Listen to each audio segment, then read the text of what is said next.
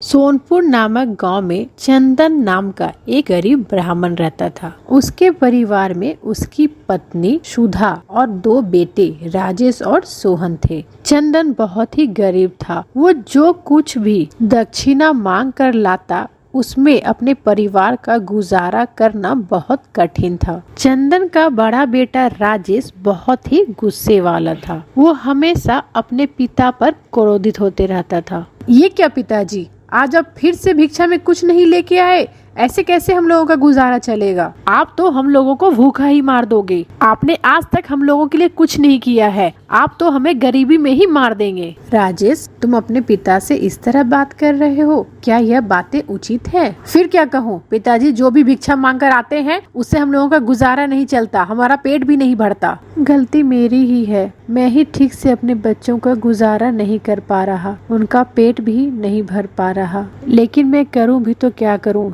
जिस भी घर में भिक्षा मांगने जाता हूँ वहाँ थोड़ा ही भिक्षा मिल पाता है। ए जी, आप दिल छोटा मत कीजिए। राजेश अभी छोटा है और अपने नादानी में उसने आपको बड़ा बुरा कह दिया। उसकी बातों को अब दिल से मत लगाइए और मैं उसे समझा दूंगी। धीरे धीरे समय बीतता गया। राजेश और सोहन दोनों बड़े हो गए। अब वो भी अपने पिता के तरह भिक्षा मांगने जाने लगे थे, किंतु राजेश को थोड़ी भिक्षा से संतुष्टि नहीं मिल पा रही थी। वो सोहन से बोला, सोहन, हम लोग उस पहाड़ी के बाद वाले गांव में भिक्षा मांगने जाएंगे। वहाँ हमें कोई नहीं जानता, इसलिए हमें अधिक भिक्षा देंगे। इस गांव में हम लोग हमेशा भिक्षा मांगने जाते हैं, इसलिए इस गांव से हमें भिक्षा बहुत कम मिलती है। पर भैया, पिताजी ने तो हमें पहाड़ी के पीछे वाले गांव में जाने के लिए मना किया है ना। पिताजी कहते हैं कि उस पहाड़ी पर एक दैत्य रहता है जो वहां से गुजरने वाले लोगों को अपना भोजन बना लेता है। सोहन, तुम पिताजी की बातों पर भरोसा कर रहे हो? वो खुद तो इसी गांव में भिक्षा मांगते रहते हैं, खुद तो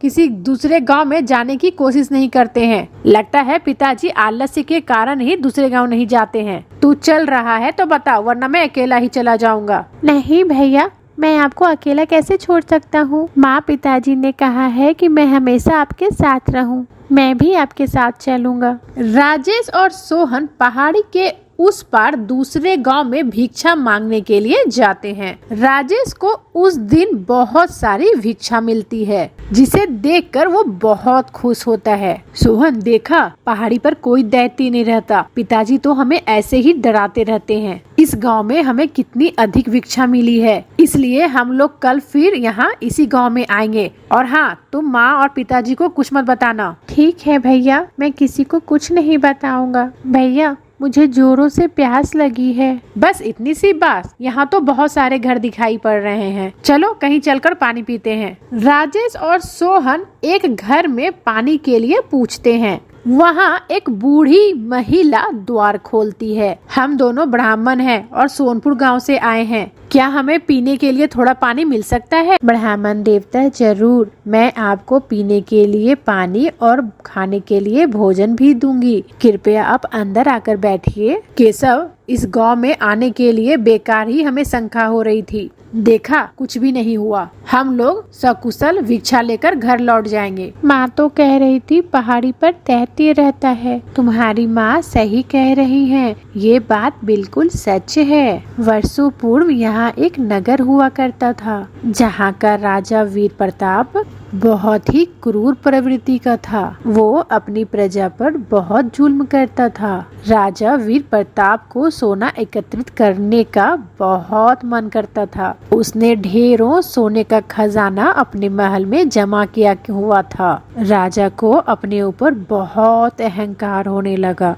और वो खुद को भगवान मानने लगा। उसने अपने नाम से पहाड़ी पर एक मंदिर बनवाया और जबरदस्ती अपनी प्रजा को अपनी पूजा करने को कहा। जो कोई भी उसकी पूजा करने से मना करता था, राजा उसको अपने सैनिकों से कोड़ों से पिटवाता था। सैनिकों से बोलकर राजा ने अपना सारा खजाना मंदिर में रखवा दिया। राजा अपने खजाना के साथ रोजाना उस मंदिर में बैठने लगा। प्रजा जबरदस्ती उसकी पूजा करते। वो कहते हैं ना कि मनुष्य के पापों का दंड ईश्वर जरूर उसे देते हैं। एक दिन बहुत तेज भूकंप आया और राजा उसी मंदिर में दबकर मर गया। लोगों ने भगवान का इंसाफ मानकर उस मंदिर में जाना बंद कर दिया। मतलब राजा का खजाना अभी भी उसी मंदिर में है। हाँ, लोग कहते हैं राजा का आत्मा उसी चमत्कारी मंदिर में भटक रहे हैं और अभी भी अपने खजाना की रक्षा कर रही है। बहुत सारे लोगों ने खजाने के लालच में उस चमत्कारी मंदिर में जाने की कोशिश की थी, पर कोई भी जिंदा वापस नहीं लौटा। राजेश और सोहन वापस घर लौट आते हैं, किंतु राजेश के मन में अभी भी उस मंदिर के खजाने वाली बात मन में घूम रही थी। उसके मन में लालच पैदा हो रहा था। उसने सोचा, अगर वो खजाना हमें मिल जाए तो हमारे गरीबी के दुख दूर हो जाएंगे, फिर हमें भिक्षा मांगने की जरूरत नहीं पड़ेगी। कल सुबह होते ही मैं सोहन के साथ उस पहाड़ी वाले मंदिर में पहुंच जाऊंगा और सारा खजाना लेकर वापस आ जाऊंगा। भैया, हम किस दिशा में जा रहे हैं? गांव तो उस दिशा में है ना?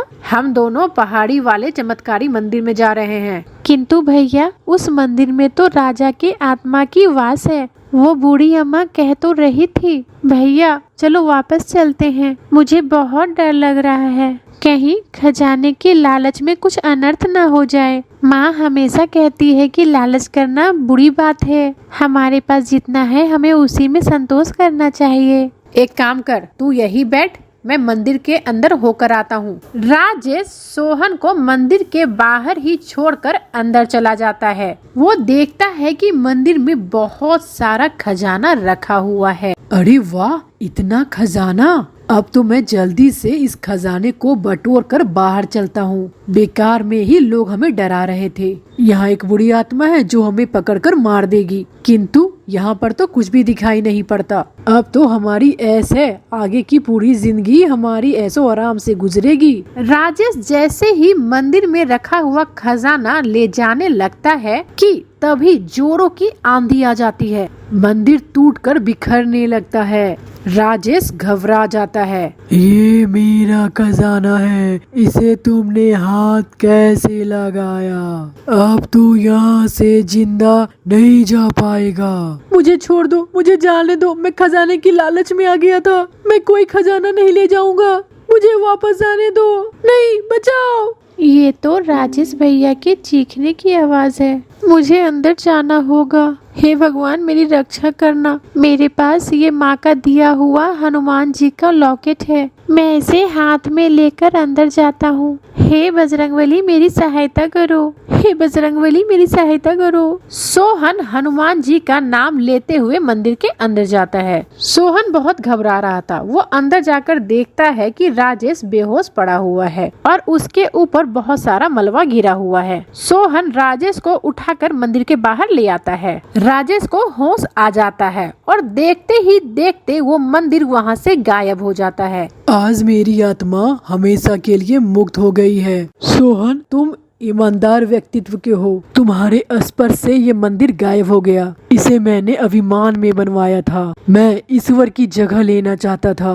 किंतु ईश्वर ने मुझे मेरे पापों की सजा दे दी। अब तुम्हारे कारण ही मेरी आत्मा मुक्त हो पाई है। मैं जा रहा हूँ। आज से मेरा ये सारा खजाना तुम्हारा है। अब तुम ही इसके हकदार हो। सोहन को उसकी अच्छाई का फल मिल गया। राजा की आत्मा अपना सारा खजाना सोहन को देकर मंदिर सहित गायब हो जाती है। सोहन के माता पिता सोहन पर बहुत गर्व करते हैं। उसके बाद से चारों खुशी खुशी जीवन बिताने लगते हैं।